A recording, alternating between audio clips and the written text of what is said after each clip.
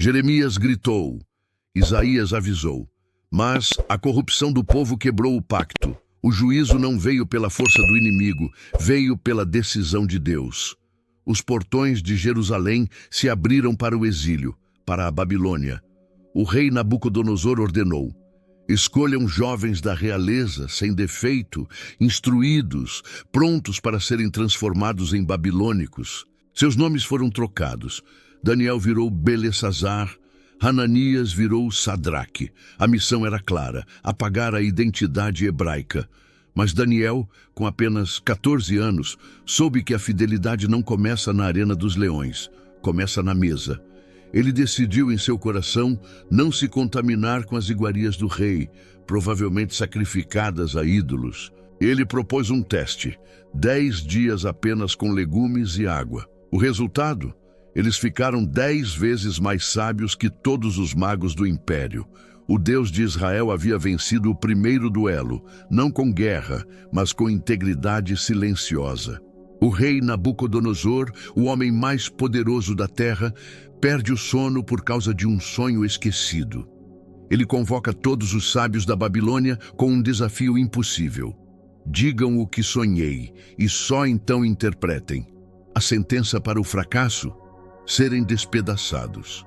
O medo era real, e Daniel estava marcado para morrer. Daniel pediu tempo. Ele e seus amigos oraram, não por vingança, mas por misericórdia, para que o Deus eterno fosse conhecido.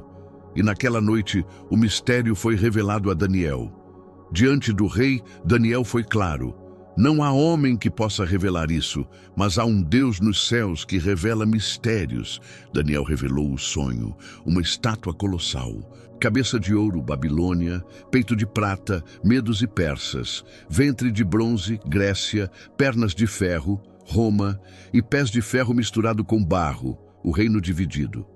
Esta não era apenas uma estátua, era o mapa profético do mundo, do império de Nabucodonosor até o fim dos tempos. Mas a parte mais aterrorizante: uma pedra cortada sem auxílio de mãos humanas atinge a estátua nos pés e a destrói completamente, tornando-se uma grande montanha que enche toda a terra.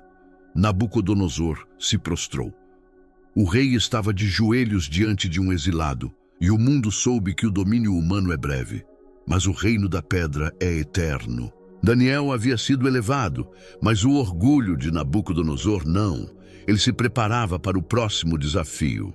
O rei, ignorando o destino profetizado, constrói uma estátua inteiramente de ouro, um ato de afronta. O decreto: quando a música soar, todos se prostrarão. A punição para a desobediência?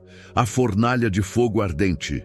Quando a música ecoou na planície de Durá, a multidão se curvou, mas 3 homens permaneceram de pé: Sadraque, Mesaque e Abednego. O rei lhes deu uma segunda chance, zombando: que Deus poderá livrá-los da minha mão? A resposta deles queima mais do que o fogo: o nosso Deus, a quem servimos, pode nos livrar, e se Ele quiser, nos livrará. Mas fica sabendo, ó rei, nunca serviremos teus deuses. A fornalha é aquecida 7 vezes mais. Os soldados que os jogaram morrem pelo calor. E então, o impossível. Nabucodonosor se levanta atônito. Não lançamos 3 homens amarrados? Eu vejo 4 homens soltos andando no fogo, e o quarto tem a aparência de um filho dos deuses. Eles saíram sem um chamusco, sem cheiro de fumaça. Deus caminha com os seus no fogo. Em cada império, ele levanta testemunhas, provando que a fidelidade é mais forte do que a morte. O tempo passou. Nabucodonosor, humilhado e restaurado, morre. No trono, seu descendente, Belsazar, zomba do sagrado. Durante uma festa, embriagado de vaidade, ele ordena que os utensílios sagrados do templo de Jerusalém sejam usados como copos de vinho. A profanação era total, e então a mão da justiça. Sem aviso, o salão silencia. Uma mão humana aparece no ar e escreve na parede do palácio. Belsazar empalidece. Seus joelhos batem um contra o outro. Os magos falham. A rainha chama o velho profeta, Daniel. Sem se intimidar, Daniel rejeita as honras e relembra o rei de sua arrogância. Tu, Belsazar, sabias de tudo isso e não humilhaste teu coração. Pelo contrário, te exaltaste contra o Senhor dos céus. Então, Daniel aponta e lê a sentença.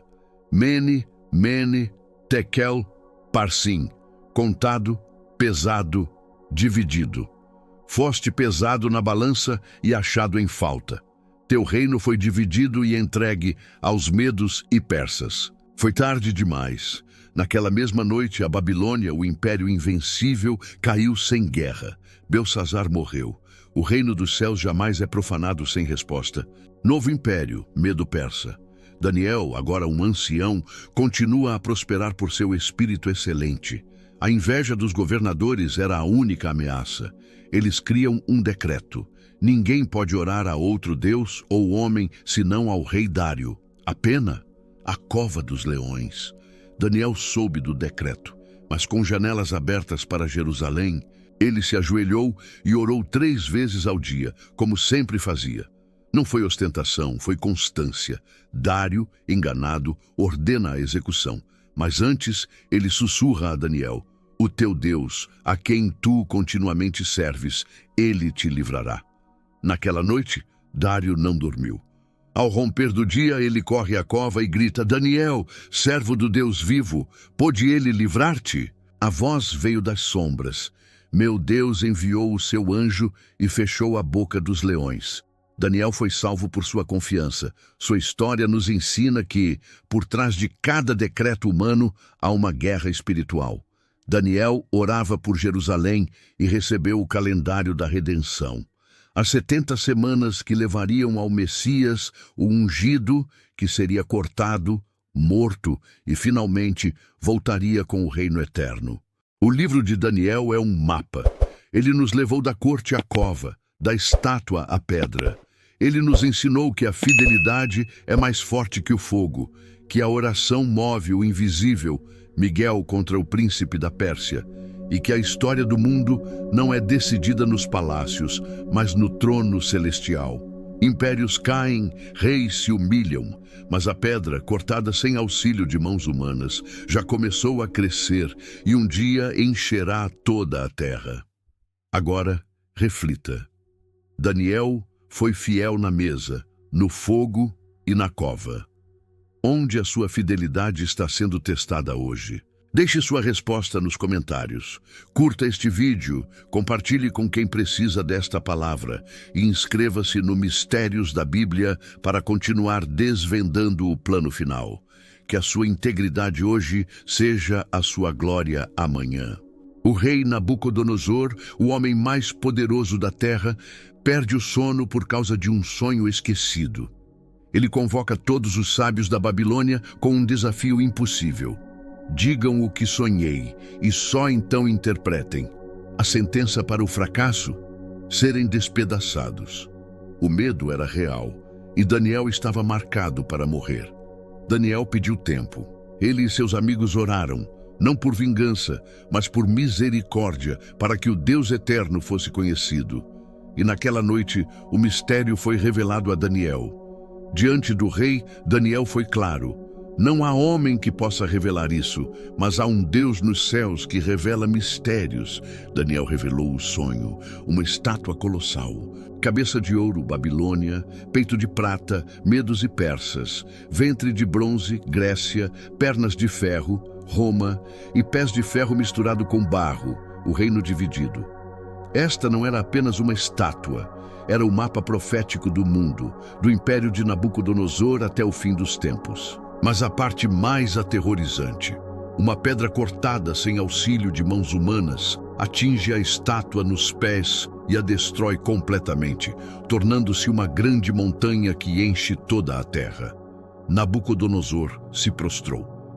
O rei estava de joelhos diante de um exilado, e o mundo soube que o domínio humano é breve, mas o reino da pedra é eterno. Daniel havia sido elevado, mas o orgulho de Nabucodonosor não. Ele se preparava para o próximo desafio. O rei, ignorando o destino profetizado, constrói uma estátua inteiramente de ouro, um ato de afronta. O decreto: quando a música soar, todos se prostrarão. A punição para a desobediência: a fornalha de fogo ardente. Quando a música ecoou na planície de Durá, a multidão se curvou, mas 3 homens permaneceram de pé: Sadraque, Mesaque e Abednego. O rei lhes deu uma segunda chance, zombando: que Deus poderá livrá-los da minha mão? A resposta deles queima mais do que o fogo: o nosso Deus, a quem servimos, pode nos livrar, e se Ele quiser, nos livrará. Mas fica sabendo, ó rei, nunca serviremos teus deuses. A fornalha é aquecida 7 vezes mais. Os soldados que os jogaram morrem pelo calor. E então, o impossível. Nabucodonosor se levanta atônito. Não lançamos 3 homens amarrados? Eu vejo 4 homens soltos andando no fogo, e o quarto tem a aparência de um filho dos deuses. Eles saíram sem um chamusco, sem cheiro de fumaça. Deus caminha com os seus no fogo. Em cada império, ele levanta testemunhas, provando que a fidelidade é mais forte do que a morte. O tempo passou. Nabucodonosor, humilhado e restaurado, morre. No trono, seu descendente, Belsazar, zomba do sagrado. Durante uma festa, embriagado de vaidade, ele ordena que os utensílios sagrados do templo de Jerusalém sejam usados como copos de vinho. A profanação era total. E então, a mão da justiça. Sem aviso, o salão silencia. Uma mão humana aparece no ar e escreve na parede do palácio. Belsazar empalidece. Seus joelhos batem um contra o outro. Os magos falham. A rainha chama o velho profeta, Daniel. Sem se intimidar, Daniel rejeita as honras e relembra o rei de sua arrogância. Tu, Belsazar, sabias de tudo isso e não humilhaste teu coração. Pelo contrário, te exaltaste contra o Senhor dos céus. Então, Daniel aponta e lê a sentença. Mene, Mene, Tekel, Parsim, contado, pesado, dividido. Foste pesado na balança e achado em falta. Teu reino foi dividido e entregue aos medos e persas. Foi tarde demais. Naquela mesma noite, a Babilônia, o império invencível, caiu sem guerra. Belsazar morreu. O reino dos céus jamais é profanado sem resposta. Novo império, Medo-Persa. Daniel, agora um ancião, continua a prosperar por seu espírito excelente.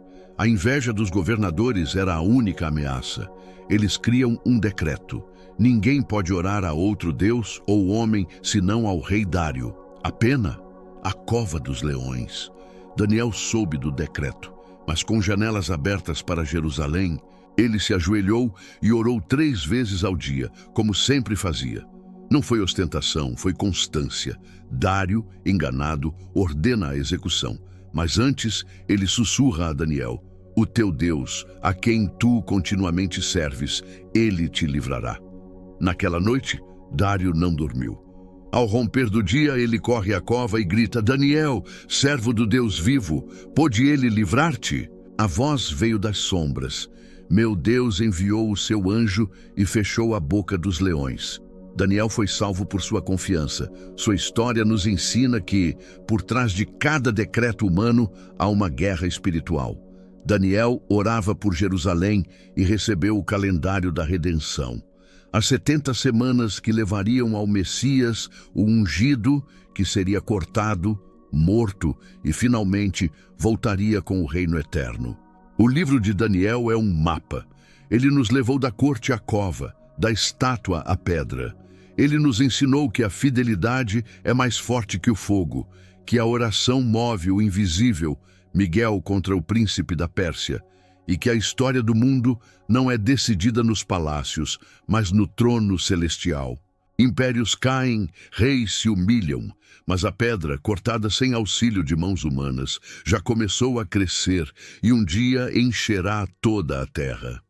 Agora, reflita. Daniel foi fiel na mesa, no fogo e na cova. Onde a sua fidelidade está sendo testada hoje? Deixe sua resposta nos comentários. Curta este vídeo, compartilhe com quem precisa desta palavra e inscreva-se no Mistérios da Bíblia para continuar desvendando o plano final. Que a sua integridade hoje seja a sua glória amanhã.